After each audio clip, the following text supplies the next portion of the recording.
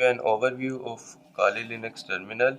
The terminal is actually similar to the command prompt we use in Microsoft Windows or a terminal we use in Mac OS. It is not a lot different from both of them, and it's quite similar and it's quite easy. And I would say that that the Linux terminal is very powerful, and that is why it is actually used, because there are a lot of things we cannot do using a graphical user interface, but we can do them using the terminal actually.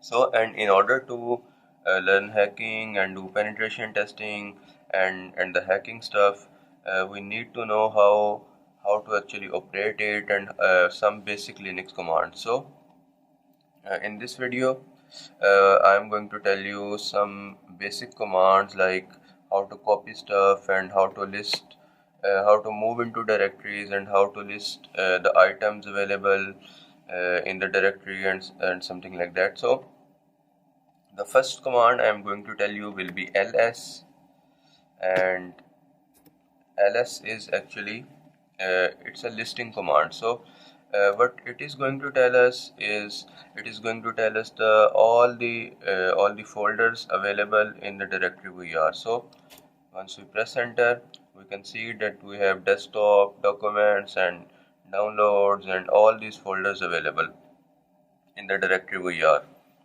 So another command I want to tell you will be man command. Man command is actually a manual command, and it actually gives us the information or the help material for each and every command we want to use after that. So for example, as we use the ls command right now, I'm going to say man, and then I'm going to write ls. So it is going to give us the manual for the ls command, as in it is going to tell us how to use ls and what options it comes with actually. So here you can see that we can see that it says that ls, it's a list directory contents, and that is how we can use it. And there are some options we can use with it, as in we can use -a with it, and do not ignore entry starting with dot, and it actually means that it shows us the hidden contents too. So and we can press enter and it will start loading the other commands we can use with it, and this is actually the options we can use with the command. So once we want to quit it, we can say, I'm actually going to show you an important option for it, and that is -l. So -l actually say use a long listing format. So it is going to give us the details of all the directories that are available in the present working directory actually. So uh, let me show you how it is done. So we will say q and it quits.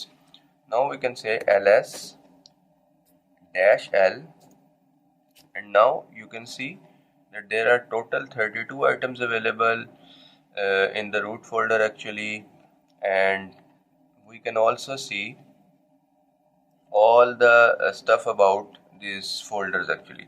So it's telling us that it was created on October 26, at what time it was created, and this root is actually the permission, the owner of this folder actually. So the owner of desktop folder is a root user.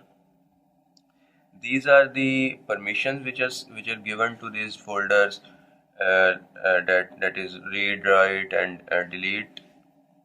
So you don't need to worry about these permissions. We're going to talk about that later, but for now you need to know that how ls works. Not ls actually, I want you to know that how we can do stuff in it. So we can also say ls-a, and we can see that it also shows us now the files which are actually hidden. And if we say ls-la, it is going to show us all the information about those folders. So there is another command just like man command, and that is ls, that is help actually. So we can say ls double dash help, and we can press enter, and now it is going to show us all the options similar to the manual command. So it is going to tell us the usage, and it says that ls, and then an option comes after that, and then if we can set the file flag if we want to do anything about that. And we can also see that what an option do, and how, and what is the actual purpose for it, just like manual. So help and manual is a command we can use with each and every software actually. So if you installed a new software, if you installed a new tool on Kali, and you don't know how to work with it and how it actually works, so we can use the help command. For example, there is a command cd. So we say cd double dash help, and it is going to tell us how it is actually used and all the options we can use with the cd command. So another important command which that is pwd, which stands for present working directory, and it is going to tell us that in which folder we actually exist right now. So we are in the root, we can say ls, and we can see that there are the folders. If we want to go into a folder, for example I want to go into download, so I can say cd, and then if I write down, and if I am lazy and I don't want to write the whole downloads, I can just press the tab button, and it will fill out the option available for me. So cd downloads is actually going to take me to the downloads folder now. So if I press enter, and you can see that I am in the downloads folder, and I can also write pwd to see in which directory I am. I click enter, and now I am in root and downloads directory. So another thing is, for example, I want to make a new folder in the downloads folder. So I will say mkdir, that is make directory, and now I can name it like test folder. I press enter, and now if I list in the downloads, I can see that there is a test folder available. If I want to go back to the root directory, I can just say cd, and now I am into root. Now if I for example, I'm going to list the files for you so you can see it. If I want to copy the documents folder to the desktop folder, how I can do that? For that I will use the cp command, and in cp, so what cp actually does is that it copies one file to another. So uh, I'm going to tell you, like we can say cp, and then after that I'm going to set a flag that is that r, and then I can say documents, and then I can say downloads. So what it is doing is, it is saying copy the documents folder to the downloads folder. So it is copying documents folder to the downloads folder, and I press enter, and now I can go to the downloads folder, and I can list those, and I can see that there is a documents folder in it.